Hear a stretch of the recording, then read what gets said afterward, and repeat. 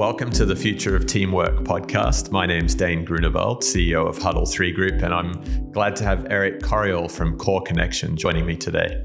Welcome, Eric. Oh, it's great to be here. Thanks for having me. You bet. I met you years ago. I think you were talking to my Vistage group, and just love the way that you shared your learning and insights. So perhaps before we go deeper into your area of work and passion, you can give our listeners a little bit of a background story on sort of who you are personally and the journey that you've taken through life and business. Sure. Well, in a nutshell, I got out of college with an economics degree, had no idea what to do with it.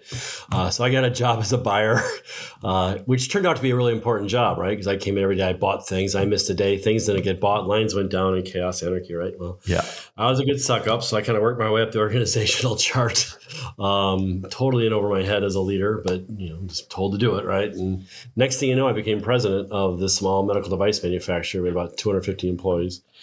And as I got in that role, I discovered, everyone was looking to me and looking for me to make the decisions and solve all the problems. And I'm like, guys, I'm not that good. You're going to have to say what you feel and start, weighing in too. And they hesitated. And then that was kind of when I started to realize that, well, we organize organizations around teams. They're very rarely teams.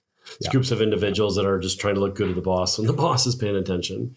So I set forth to try and fix that, moved on to another company, ran that company for a number of years, similar issues, tried different things. And eventually I kind of figured out, all right, how do you get people to say what they really feel and teams to become accountable to each other and not just the boss? And that's when I became hooked.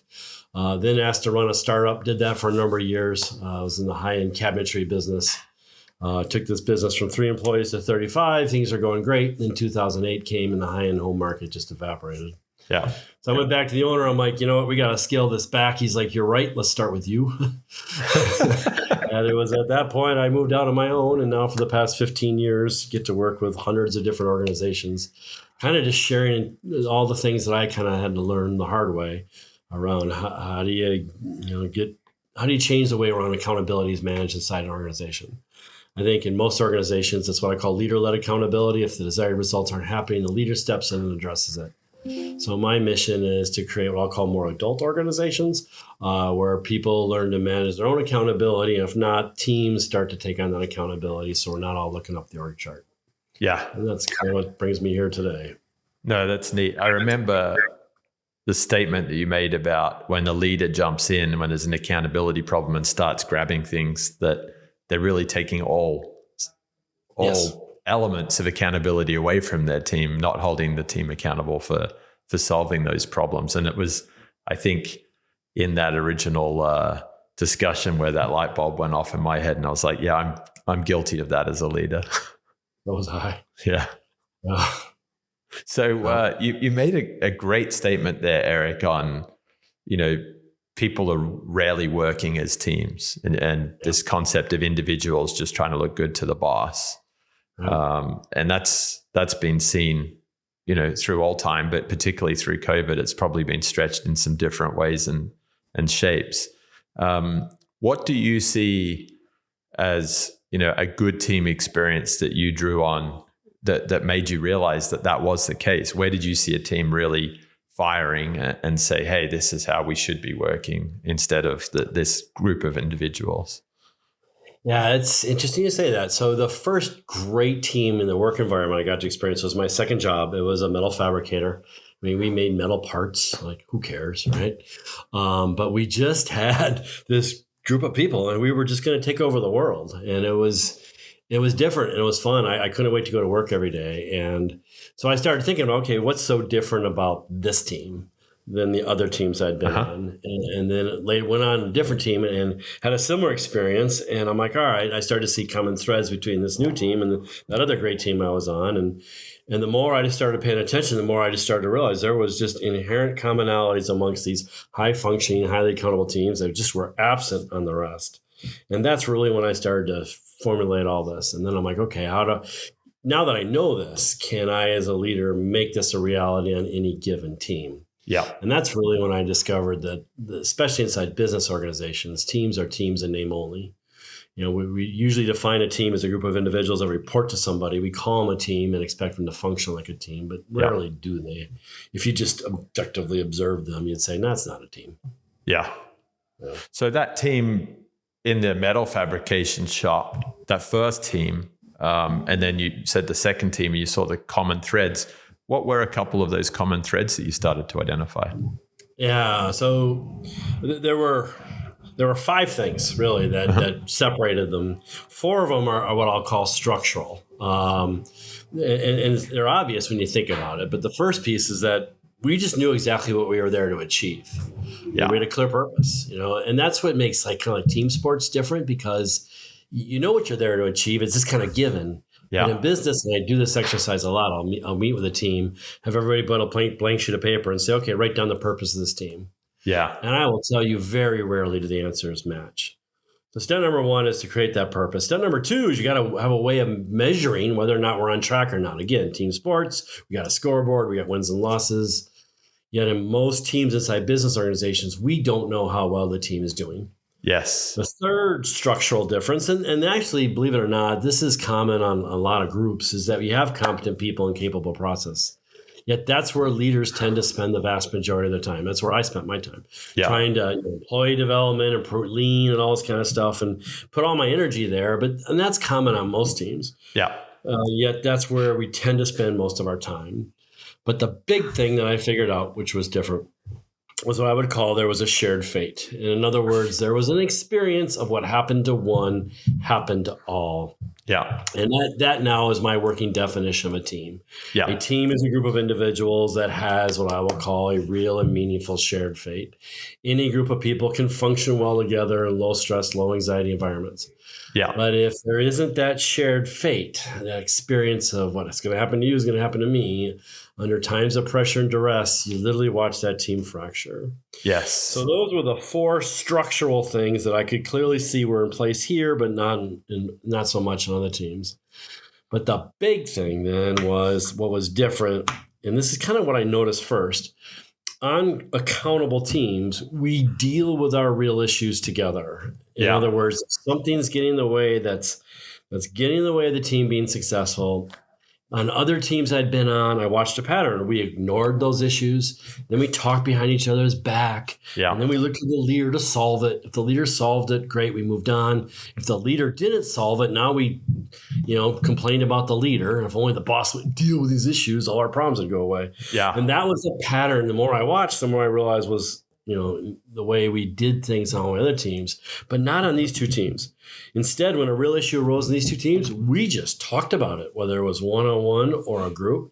Yeah. And what occurred to me is that's the point where a team becomes accountable, because, the definition of accountability to me is if you're not getting the desired results, you do something different. So if the team was failing, we dealt with it. We didn't look to the leader to deal with it. And that's when a team became accountable. And at that point, all the great things start to happen, because you have to work through the tough issues. You start to trust each other. You have each other's back. You develop a sense of respect for each other. Yeah. It's fun. You're just not as anxious every day, because you kind of get this feeling of no matter what happens, we got this. Yeah. And that's that's kind of how I kind of broke it all down. That's what I saw as different. And the question is, can you take that formula then and inject that in any given team and make that team functional and then ultimately accountable? Yeah. That the trust, respect, and fun elements. It's funny, Eric, the way you shape those first 3 or 4 structural items as commonplace in team sports. If I think back to a high school rugby team I played in, we were a bunch of middling players that just found a way to play well as a team. And I think it was the fact that you all trusted each other and respected each other enough on the field that you would do each role. And you didn't have to be like backing each other up all the time. So everyone was kind of playing their best level of the game. And then when things went wrong, you would talk about it right there in the field. You wouldn't wait till you got into the locker room for the coach to come in, and you'd make that adjustment. And then the game would start to go your way again. That's it. So it's a cool vibe.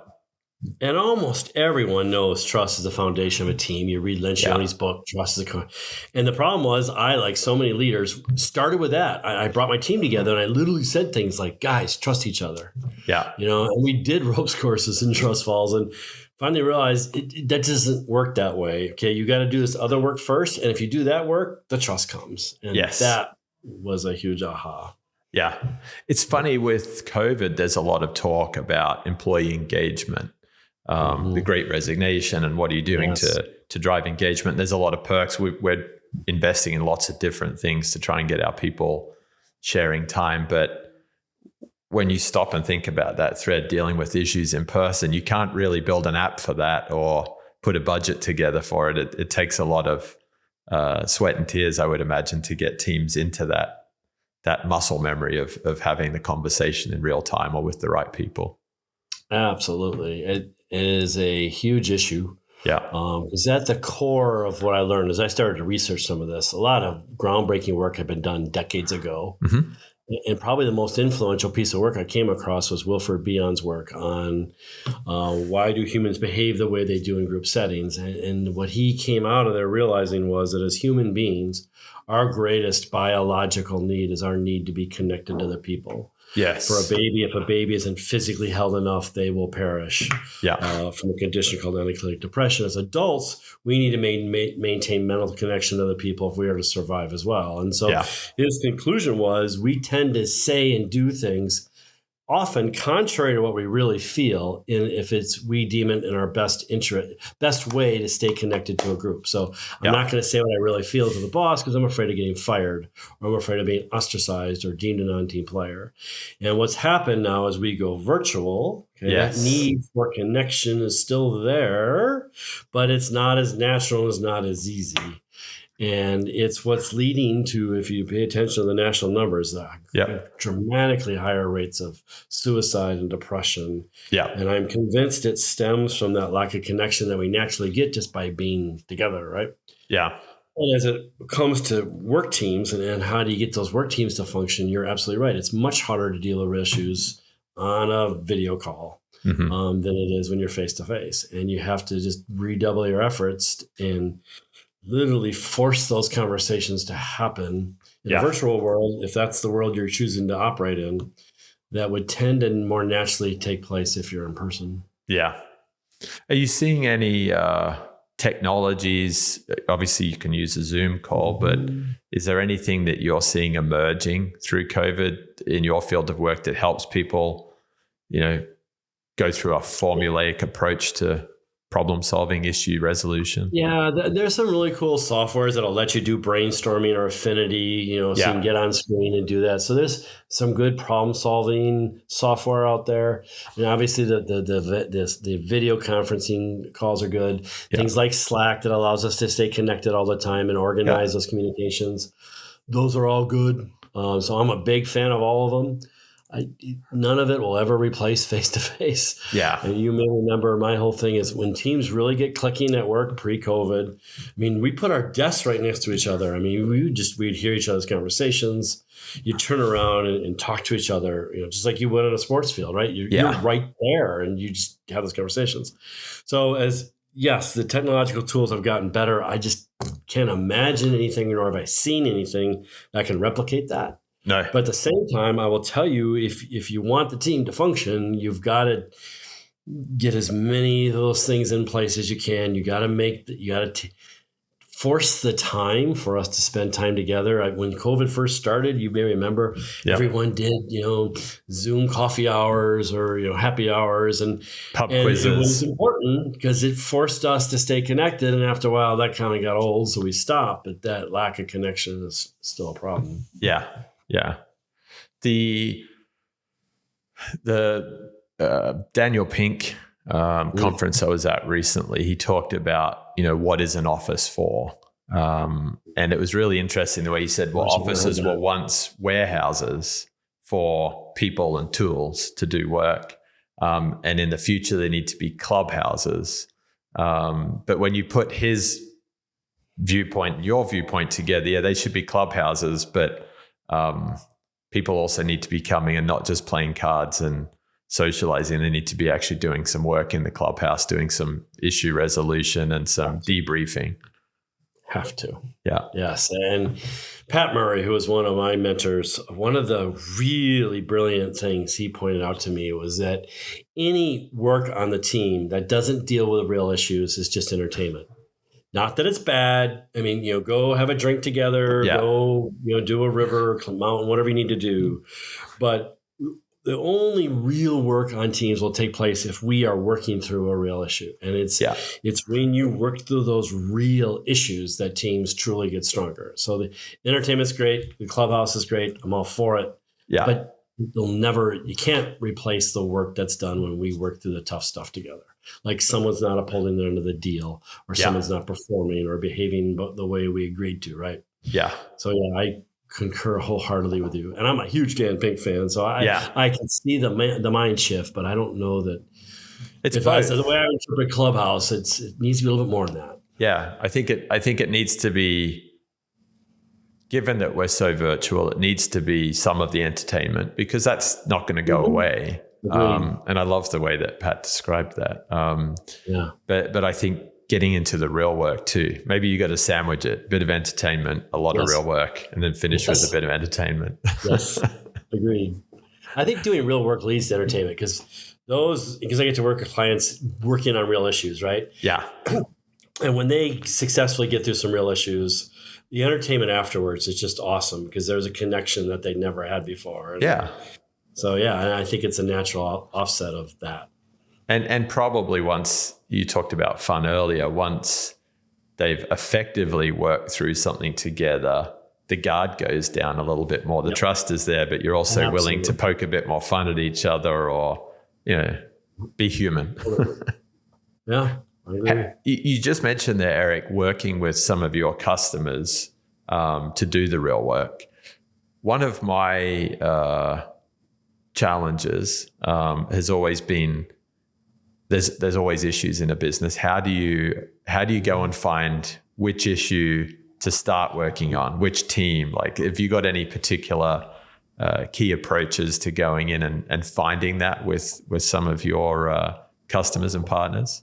Yeah. So if we have an hour, I could kind of outlay them all, but let me at least give you the high level. So almost every team has real issues. And by that, I mean some issue that we've not dealt with that affects our ability to be successful, right? Whether it's someone not performing or whatever it is. And most teams will choose to ignore it, or they'll make a joke about it. Pay attention at work how often we use humor to at least acknowledge the existence of a real issue, but we don't address it, right? We'll talk behind each other's back, all that kind of stuff. Yeah. So the question is then, how do you get a team dealing with those things? That's why I express the importance of getting the right structure in place, because once you have a clear purpose and once you have a clear set of metrics, now the team is accountable for delivering those metrics. And that's the key. So often in teams, well, you have sales, you have employee happiness, you have getting the numbers right, you have going out and getting new customers. Well, if that's going to be a team, no. We as a team now are accountable for the sustainable, profitable growth of the organization, right? So if sales are down, we're all getting our heads together and we're solving this. Well, HR is like, well, I don't affect sales. Yeah, you do. CFO is like, I don't affect sales. Yeah, you do, right? Yeah. So the very first step is to get a team accountable around those set of metrics. And so once a metric isn't meeting expectation, the team gets together and has got to problem solve it. And what that process will get us to start identifying real issues. So what are the real issues that are leading to sales being down, or us not being as profitable as we expect to be, or why are employees leaving at such a high rate, right? So that is that's what I'll call the default route for me is to get a team to clearly know what they're accountable for, get the measurements in place, get them working those measurements, and then creating a shared fate around success or failure on those measurements. So there's got to be that experience of what happens to one happens to all. Yeah. So I used to do this with my leadership team is, as we would chart these things and things would fall short of expectation, which they're always going to at some point in time. My deal with them was simple. You have 10 days to present me with a corrective action plan, right? Yeah. So I need to know what's going on. You got a plan to fix it, because that's what it means to be accountable. And then my job, although I never told them this, was to poke holes at whatever their solution was. Yeah. And I really didn't care. I mean, six heads were much better than my head was ever going to be. I just need to know they were all on the same page. So if I pressed and they all defended it and felt strongly about it, I'm like, I know they got this. But if I could fracture them a little bit, I'm like, it's not a good solution, right? Yeah. So the way I treated them created this sense of shared fate of, we got to convince Eric this is a good idea, right? So you got to create the shared fate that will then drive this behavior. So that's what I would call my default way. Now, there are times where teams are in trouble and they don't have time, because that takes time to establish all that. Yep. In which case, we got to get to our real issues now. And almost always those issues center around performance or non-performance or interpersonal, sticking points that have gotten so great that these two people can't function well together. Yeah. We all know what the real issues are. We're just not dealing with them. And the reason we don't deal with them is I'm afraid if I raise a real issue about you, you can do the same to me. So I'm not going to break that psychological contract that says we don't do this. Yeah. So in situations where teams are in trouble, then I take a much more aggressive approach, right? So it's, okay, guys, let's get these to the table. And my job is to make sure there's no blood on the floor. All right. And so I literally have to teach them how to work through a real issue together. And some of those things are, how do you break the issue down into its components? How do you talk to each other? So you may remember I teach you can't use group pronouns. Yes. You can't use we or they or our in your conversation. You can't ask questions unless you make a statement first, right? So in situations where it's much more intense, you kind of come in and you do surgery. And my job is just to make sure the patient lives. But they've got to do the work to get through the stuff they've heretofore been avoiding. Yeah. Yeah. That piece on saying I rather than we and making a statement before the question is very powerful. We've used that a little bit after we had you in for one of the workshops. And we still use it a lot in my Vistage group because it creates a lot of clarity. Yeah. Yep. Yeah, that's a big one. It is. With the psychological safety you talked about at this contract about not saying things about people that may be conveyed negatively, right. Are there any key methods that you use to break that contract early when you get a new customer in the door? Okay, so you actually just talked about three different concepts there. Oh, right. So psychological safety, and that's going to be the new buzzword. Pay attention. You're going to hear it all the time. It's what came out of Google's internal research trying to figure out what separated their high-performing teams from the non-high-performing teams. And they came out with 5, but honestly, there was only one, and that was the high-performing teams had high levels of psychological safety. Yeah. Ironically, that's what Wilfred Bion figured out 50 years ago. He put it in different terms. He said the high-performing teams had low levels of fear of separation. Low levels of fear of separation, high levels of psychological safety, exact same thing.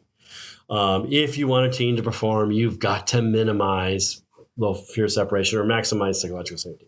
Yeah. So the way to do that, and the only way to do that, and this is where Bion literally spent 20 years trying to figure out then how do you increase psychological safety, is to get a team dealing with their real issues together. Mm-hmm. That is the only way safety can be found.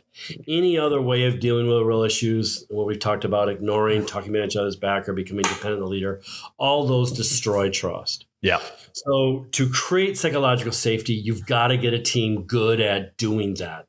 The hurdle in doing that is what I'll call the psychological contract, which most teams create without talking to each other. Yeah. But it's an unwritten rule. It is simple. It basically says, look, I won't talk about you and your non-performance or you and your department's non-performance.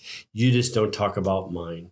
Yeah. And I'm willing to bet no one has ever turned to their teammates and said, look, I won't talk about you. You just don't talk about me. Okay. But it is a contract that I guarantee you exists on most teams. And I know that's the case because I can walk into a team and say, okay, pretend I'm your teammate. And now let's just say I started talking about your non-performance in front of everybody. How are you going to feel? And almost always everyone's going to say, I'm going to feel betrayed. Yeah. Well, you couldn't feel betrayed unless we had set a deal. You just violated the deal, Eric. You talked about my non-performance in front of everybody, and now my only choice is to declare thermonuclear war. And here we go, right? Yeah. I'm coming back at you because it's fair game because you just came at me, which is in violation of the deal, right? So to get a team quickly to break the psychological contract, unfortunately, requires you kind of lay the foundation, and the most important piece is creating that shared fate. Yeah. Because people aren't going to have those difficult conversations with each other unless there is that. Yeah. But the second piece that separates it is trust, and this is the chicken and the egg dilemma, right? Because you're not going to trust each other until you deal with your real issues in a healthy way, but you're not going to deal with your real issues in a healthy way until you trust each other. Yes. So the only way I know, to get people to do this, it's kind of like when you learn to play football, right, or rugby. You didn't talk about routes, you didn't talk about plays, you talked about blocking and tackling. And every coach can say, until you all can block, until you all can tackle, we're not going to talk about anything else. Well, I'm not going to encourage you to break the psychological contract until you know how to talk to each other and how to process an issue. Yeah, and those come back to the two tools I talked about, right? Yeah. Every real issue is always a conversation about the gap between expectation and reality. So we have to learn to take whatever that issue is, agree on the different expectations that exist in the room, agree on, or sometimes we'll see reality different, or we agree there's a gap, we just disagree on the impact. So part of it is learning how to take the issue and break it down. But the most important part is what I talked about is the law of speaking for yourself, that whenever anyone talks, they can only speak on their own behalf, because to violate that deal destroys trust instantly. Yeah. So for me, I got to come in and teach those behaviors and get them to do that until it becomes habit. Yeah. Got to work with the leader to build a shared fate. Once there's a shared fate, once they're speaking for themselves, now we go break the psychological contract. And usually the way I do that is to get the team members talking to each other about performance. Yes. And so we have to establish expectations around performance for everybody in the room. And then we have to talk to each other where there's gaps between those expectations and my perceived reality. So I've got a variety of different processes to use depending upon the state of the team. But we got to invest the time. So for the first time, we are having real issue conversations with each other, because on most teams, the only person I'm really concerned about is the boss. Yeah. And as long as I'm looking good when the boss is paying attention, 10% of his get away time, with the rest of it. I'm fine. Yeah. I'll throw my teammates under the bus if I have to, but I'm not really worried about their opinion. Yeah. On that topic, what's your view on this emerging terminology of quiet quitting? Oh, gosh.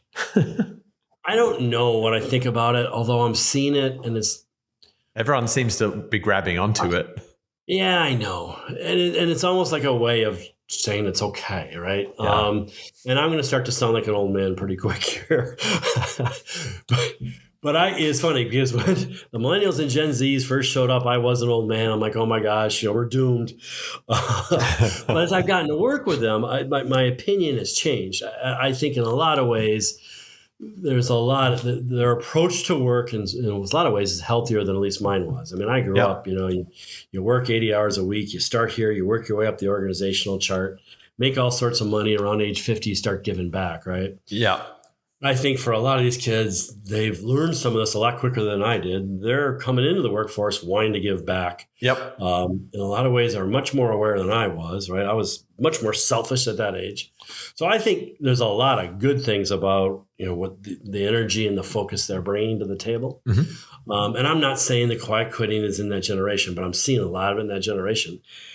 Honestly, Dane, and kind of we talked real quickly about before we started, my work for the first time slowed down during COVID, and all of a sudden I realized, hey, it's okay not to work all the time. And so I think there's a balance out there that needs to be achieved. And I think organizations have to find ways to allow people to work in ways that they work best. But at the same time, you still got to work. You're getting paid to do work, right? So the whole notion of quiet quitting doesn't sit well with me. Okay. So it's, you don't get, the world doesn't work where you get paid and you don't have to work in return for that. So the challenge, especially in the virtual world, is it's pretty easy for a lot of people to not work and still get paid. And particularly if the team's not addressing those issues.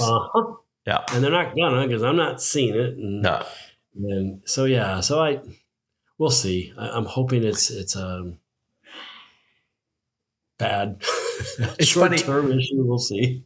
In many ways, the focus that we've had through the back end of COVID on the Great Resignation, quiet quitting, and all nature of other important topics in, the whole employer-employee relationship, it's a good thing that there's finally enough pain for people to want to make changes, because workplaces have been a little bit static for a long time. Totally agree. Yeah. Totally agree. That's a big reason we started this podcast, is we hope, the team here, we hope that in the future humans are working in teams that they enjoy working in, and that they're spending time using their best skills, not, filling 20 out of their 40 hours a week in with some pretty menial tasks just because we had to create a 40-hour-a-week job to get that salary signed off. Totally agree with that. Two thoughts that kind of fall on. I've always felt that, and myself included, so this is not pointing at anyone else, but I think to a great degree, organizational leaders have treated their employees like children. Yeah. And then gotten frustrated when they didn't act like adults. Yeah. So to your opening point, I think, we needed a wake-up call around how do we change the way we lead people and put people in positions to do the work they got to do. Yeah. And I agree. I think so much focus was put on hours worked as opposed to results delivered. I also am convinced that the hierarchical model is going to be gone in 30 years. And I don't know why I said 30. It just sounds good. But I do believe when companies started in the early 1920s, as we started to scale, we had to figure out how to organize everybody. We didn't have the level of knowledge, awareness that we do now. No. So we adopted the military model because it allowed us, if sales are wrong, I know where to look. And, so I could organize work. And that hierarchical model, I do believe, is going to die. For decades now, companies have tried to break from it. They've done the matrix thing or holacracy. None of those work because they don't manage accountability very well. But once we get good at creating accountable teams, then we can destroy the hierarchy. Yeah. And now we can build organizations around the way work flows and manage accountability along those teams along the way.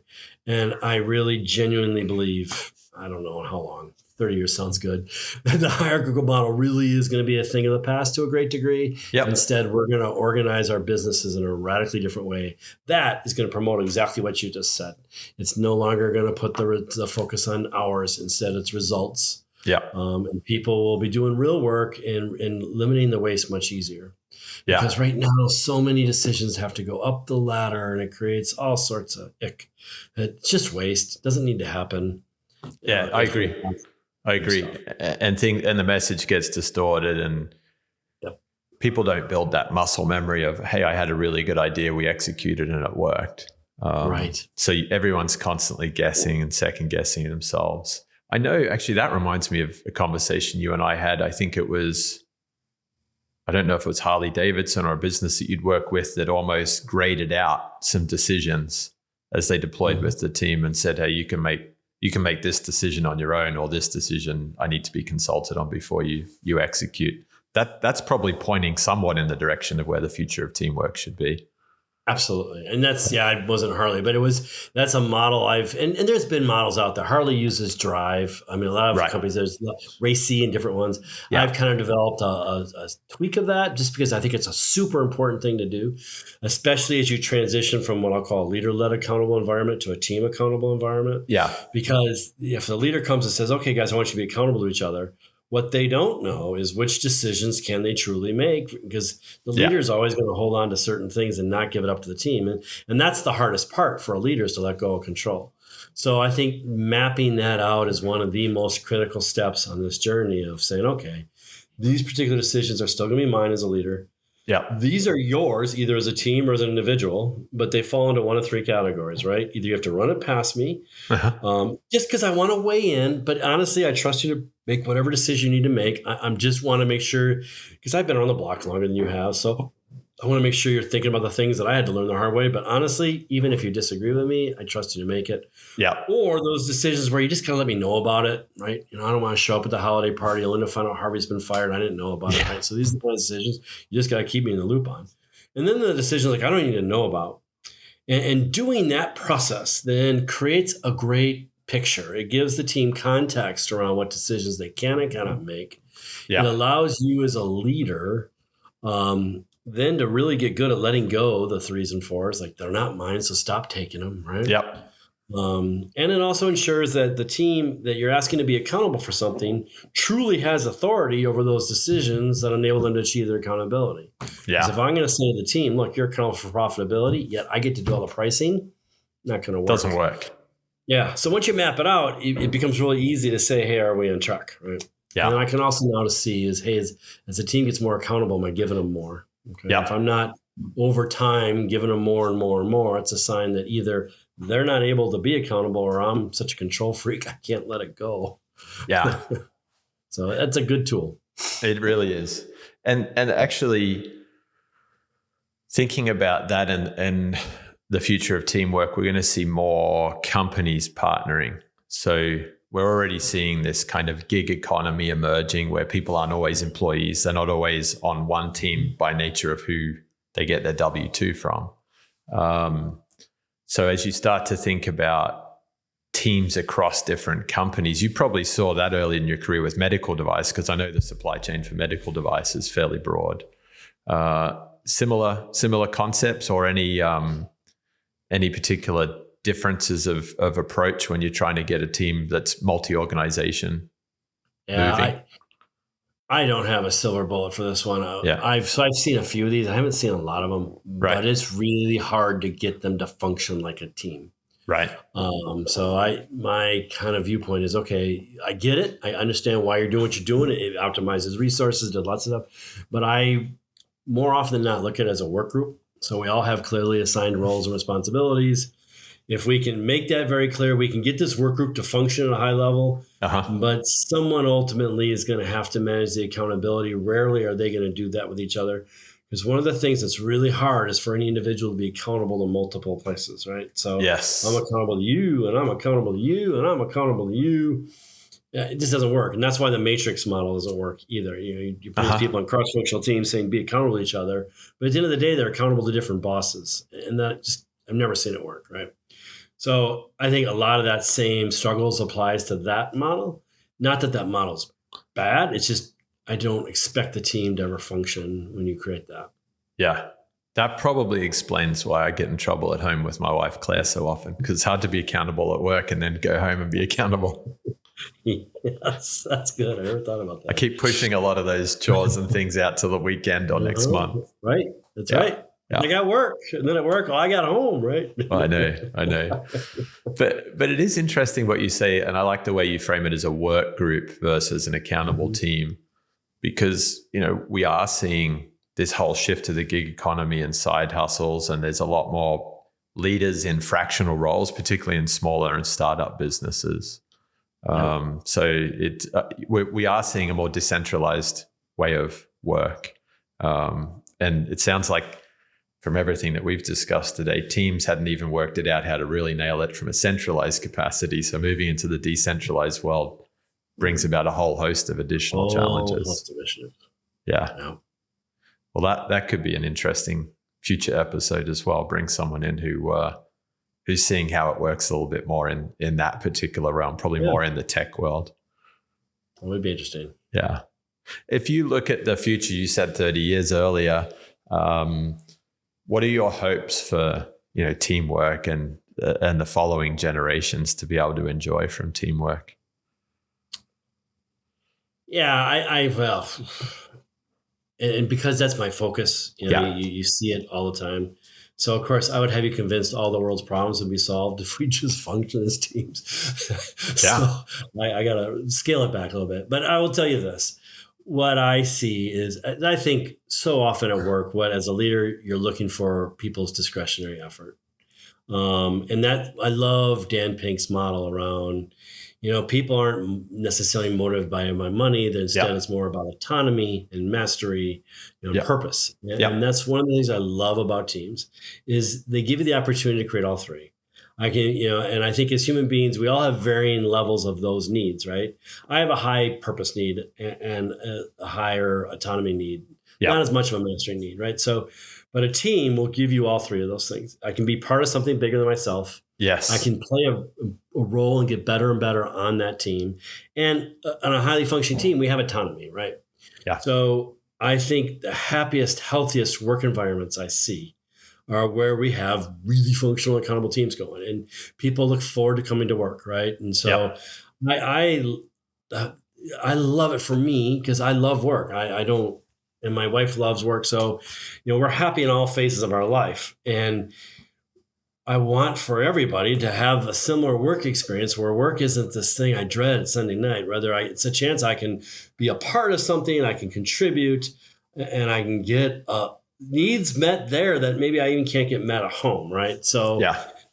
it kind of goes back to my thesis. I want organizations to allow people to be the best versions of themselves, right? And I don't think Teams is the panacea that solves it all, but I think it's the structure that really gives you a chance, because the hierarchical model is such a parent-child model Yeah. and doesn't naturally allow for that. So then you're really dependent on that extraordinary leader who just creates that environment. And those are rare. I mean, Yeah. you have to get, in order to lead really well inside that environment, you've got to get past yourself, right? And so I have to stand for something other than myself. And for a lot of people, I mean, it takes a lot of life experience to get to that point, because I would have told you all the time I stood for something, but under pressure, I worried about keeping my job, getting the next stock option, whatever it was. Yeah. And I really wasn't a leader. I don't think that many people at first came to work to follow me up a hill. I mean, I was a nice guy and semi-competent, but I didn't stand for something other than myself. And in the hierarchical model, it puts such onus on that extraordinary leader to create the environment where, hey, we're adults.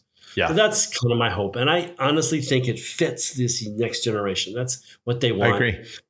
I grew up that way, right? I was told, Eric, you start here and you work as hard as you can and work your way up. And, and then you get your kid to do the same darn thing. And the younger generation's like, I don't want to do that. I'm like, good for you. And I want to work and I want to make a difference right away. However, they have differing needs. In my day, you got feedback once a year if you were lucky, right?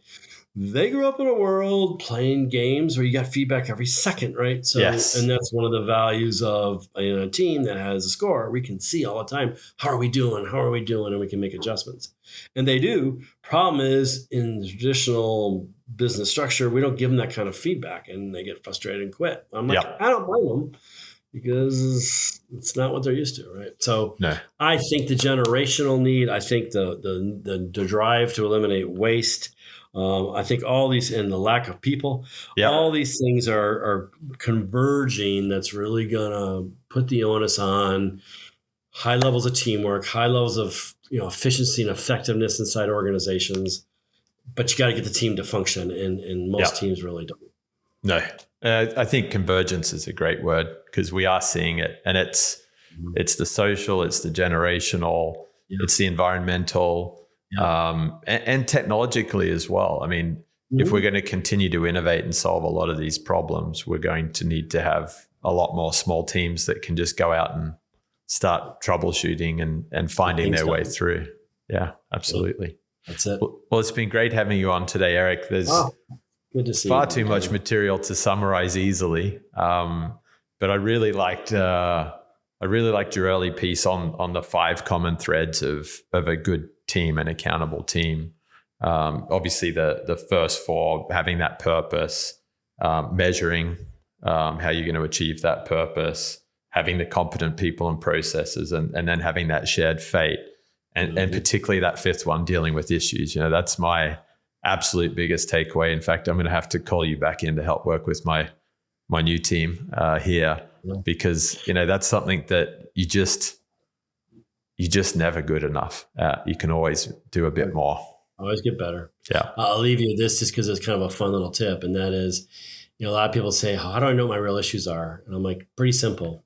Pull out a blank sheet of paper and write down every topic that just thinking about actually talking about it with your team makes your stomach go, Yep. Those are your real issues, right? They're them. And continue to ignore those at your own peril, right? So the good starting point is just to spend 5-10 minutes alone with yourself and say, okay, what are the topics that I really cringe just thinking about dealing with? And that gives you a good start as to, okay, these are the things that as a leader, especially, I'm going to have to get on the table at some point, right? That's a great takeaway action too. And there's science now that shows that if you're sitting on those tensions and stresses at work, that's hurting your health and it's hurting your home life and your relationships. So you don't just have to do it for your team at work. You got to do it for your team at home. I agree with that. Yeah, absolutely. No, that's neat. So best way for people to find you, Eric, if they want to do some work with you? Oh gosh, I have been lucky. I've had plenty of work. I've never even created a website, although I'm in the process of it. So there will be a website at accountableteams.com as soon as I get it done. I do have a publishing firm came to me and said, we want you to write a book. So you can buy that on Amazon for $8 called Revolutionize Teamwork. Otherwise, best way to get hold of me is just email me. You can email me at accountableteams.com. So it's all one word, plural, accountableteams, no space.com. Excellent. Well, thanks so much, Eric. It's been great connecting. Oh, it's been good to connect with you as well.